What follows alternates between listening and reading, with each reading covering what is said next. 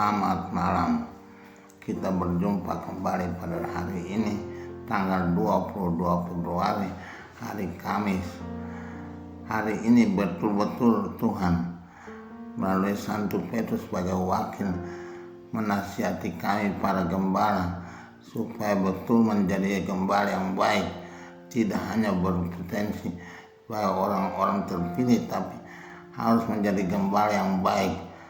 Saya sendiri pribadi hari ini ditegur oleh orang-orang untuk mau bertobat dengan sungguh-sungguh dari perbuatan-perbuatan yang tidak benar dan tercela. Saya mengakui kesalahan-kesalahan dan dosa, dan saya mohon kepada Tuhan untuk mengampuni saya dan segala kesalahan saya dan membuat saya menjadi hamba-Nya yang setia dan bijaksana. Semoga Tuhan merestui keinginan ini untuk tetap memakai saya sebagai abdinya dan pelayannya walaupun keadaan masih sakit ini, tapi harap dalam beberapa waktu ke depan bisa sembuh untuk mulai melayani kembali. Semoga umat juga tidak ragu-ragu, tapi tetap mendoakan supaya saya bertahan, tetap kuat dalam panggilan saya. Tuhan menyertai kita semua. Hari ini Paulus Petrus sebagai kepala gereja nasihati gembala-gembala supaya betul tidak menjadi orang yang menindas dan tidak menjadi orang yang tetap seakan-akan memerintah orang-orang lain, tapi betul kami menjadi orang-orang yang mau melayani dengan sungguh-sungguh. Itu esensi dari tugas pelayanan dalam gereja yang diemban oleh setiap gembala dan setiap penginjil dalam hidup ini. Tuhan menyertai kami dan harap umat mendoakan kami, tidak musuhi kami atau tetap dengan segala hal menasihati, tapi mendoakan. Itu yang penting supaya kami juga berendah hati dan bertobat dari sikap-sikap dan tabiat yang tidak benar. Semoga Tuhan menyertai kami semua pelayan Tuhan dan pelayan-pelayan dalam gereja sebagai abdi Tuhan yang setia. Hari ini dalam Injil,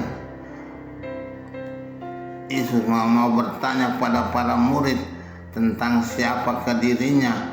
Jawaban para murid macam-macam. Ada yang mengatakan Yohanes Pembaptis, ada yang mengatakan Nabi Elia, dan ada yang mengatakan Yeremia, dan macam-macam jawabannya. Ternyata semua orang salah kaprah, dan para murid pun salah kaprah tentang Tuhan Yesus dan dirinya. Tapi Petrus menjawab dengan benar bahwa dialah Mesias, anak Allah yang hidup, yang turun dari surga untuk kita manusia. Itu jawaban yang dipuji oleh Tuhan Yesus dan menjadi jawaban dari para murid dan gereja bagi Tuhan Yesus. Dia mau supaya kita mengetahui betul siapa dirinya, sehingga mau ikut dia betul dengan hati dan hidup yang berserah kepada dia. Dan atas jawaban Petrus diangkat menjadi kepala gereja, bahkan diserahkan kuasa untuk mengampuni dosa seperti Yesus sendiri dalam sakramen pengakuan dosa. Ini luar biasa, sebagai pujian dan sebagai penghargaan pada jawaban Petrus yang benar. Walaupun Petrus kita tahu semua bahwa pada saat yang diuji dia juga menyangkal Tuhan Yesus, tapi tidak apa, Tuhan Yesus bukan Tuhan yang mendendam atau memusuhi, tapi dia Tuhan yang selalu mengampuni dan tetap memaafkan. Jadi ikutlah Tuhan Yesus. Tuhan Yesus tidak akan menolak kita atau membuang kita, Tuhan Yesus tidak akan menjadikan kita musuhnya, tapi Dia senantiasa mau menyambut kita asal kita betul-betul bertobat, kita kembali kepada Dia.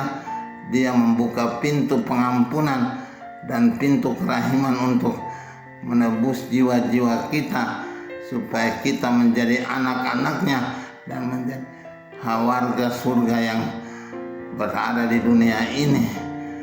Inilah sebagai panggilan kita pada masa prapaskah ini.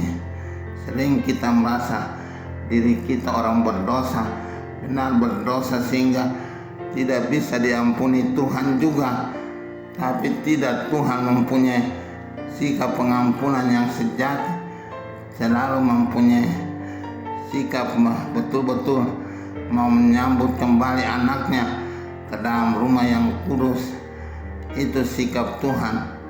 Sikap manusia bisa menaruh dendam dan marah dan membenci orang-orang setiap saat dan setiap waktu, bahkan bertahan seumur hidup pun bisa terjadi. Tapi Tuhan tidak demikian.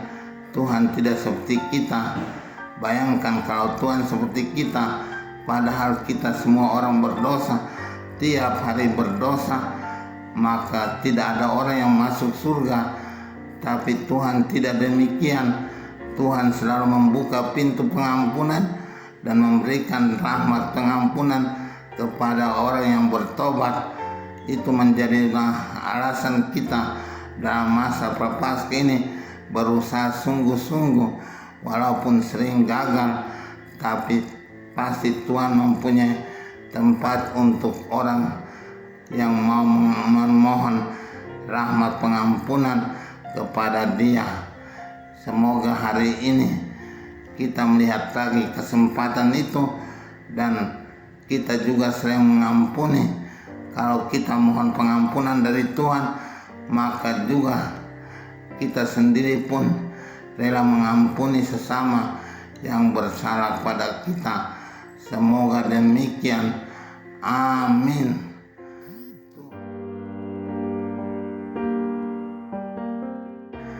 Tuhan Bapa yang baik, Engkau Maha Pengasih dan Maha Pengampun. Engkau tidak pernah menahan amarah pada siapapun, tapi Engkau selalu suka mengampuni seberapa besar dosa manusia. Bahkan dalam firman dikatakan, dosamu seperti kirmisi akan kubuat putih seperti salju, akan menjadi putih seperti bulu domba. Jadi kita memohon rahmat pengampunan daripadamu, walaupun kami selalu berdosa, tapi kami mau kembali menyesal dan bertobat kembali kepadamu. Tolonglah kami di jalan pertobatan ini, agar kami berusaha dengan sungguh-sungguh dan setia dalam ikrar dan janji kami. Demi Kristus Tuhan dan Juru Selamat kami sepanjang segala masa. Amin.